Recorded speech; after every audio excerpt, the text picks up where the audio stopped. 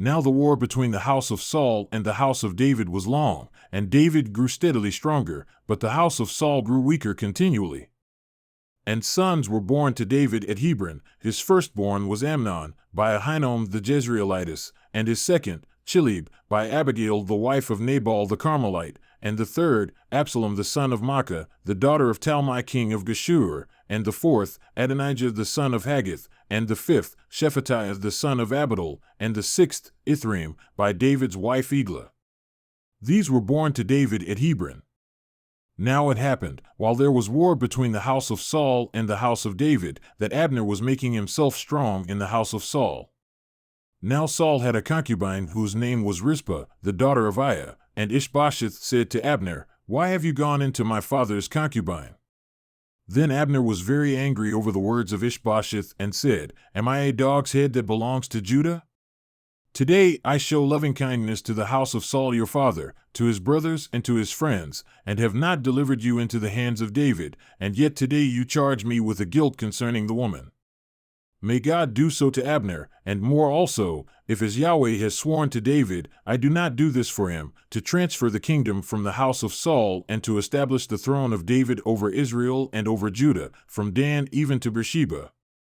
And he could no longer respond a word to Abner, because he was afraid of him.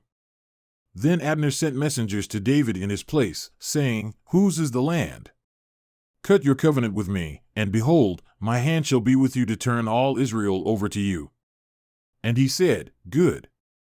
I will cut a covenant with you, but I ask one thing of you, namely, you shall not see my face unless you first bring Michal, Saul's daughter, when you come to see my face." So David sent messengers to Ishbosheth, Saul's son, saying, "Give me my wife Michal, to whom I was betrothed for 100 foreskins of the Philistines."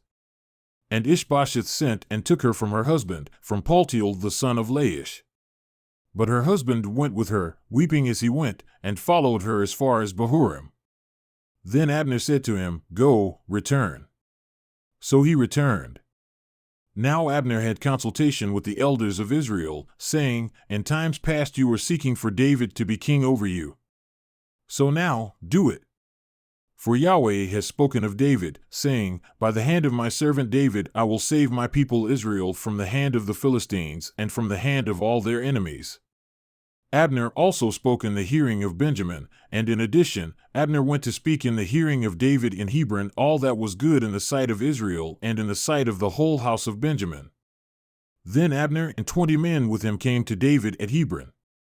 And David made a feast for Abner and the men who were with him. And Abner said to David, "Let me arise and go and gather all Israel to my lord the king, that they may cut a covenant with you, and that you may be king over all that your soul desires." So David sent Abner away, and he went in peace. And behold, the servants of David and Joab came from a raid and brought much spoil with them, but Abner was not with David in Hebron, for he had sent him away, and he had gone in peace. Now Joab and all the army that was with him arrived, and they told Joab, saying, "Abner the son of Ner came to the king, and he has sent him away, and he has gone in peace."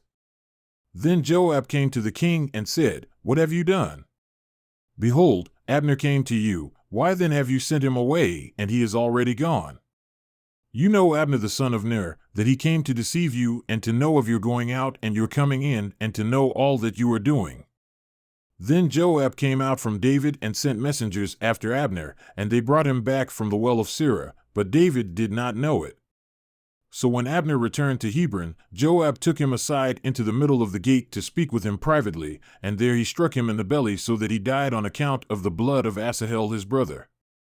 Afterward David heard it, so he said, "I and my kingdom are innocent before Yahweh forever of the blood of Abner the son of Ner.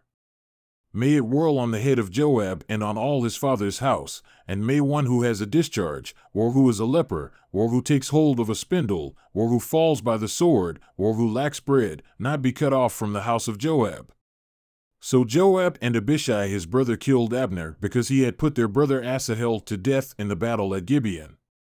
Then David said to Joab and to all the people who were with him, "Tear your clothes and gird on sackcloth and lament before Abner." And King David walked behind the bier. Thus they buried Abner in Hebron, and the king lifted up his voice and wept at the grave of Abner, and all the people wept. And the king chanted a lament for Abner and said, "Should Abner die as a wicked fool dies? Your hands were not bound, nor your feet put in fetters. As one falls before the unrighteous, you have fallen." And all the people continued to weep over him. Then all the people came to persuade David to eat bread while it was still day, but David swore an oath, saying, "May God do so to me, and more also, if I taste bread or anything else before the sun goes down." Now all the people took note of it, and it was good in their sight, just as everything the king did was good in the sight of all the people. So all the people and all Israel knew that day that it had not been the will of the king to put Abner the son of Ner to death. Then the king said to his servants, "Do you not know that a prince and a great man has fallen this day in Israel? Thus I am weak today, though anointed king, and these men the sons of Zeruiah are too difficult for me. May Yahweh repay the evildoer according to his evil."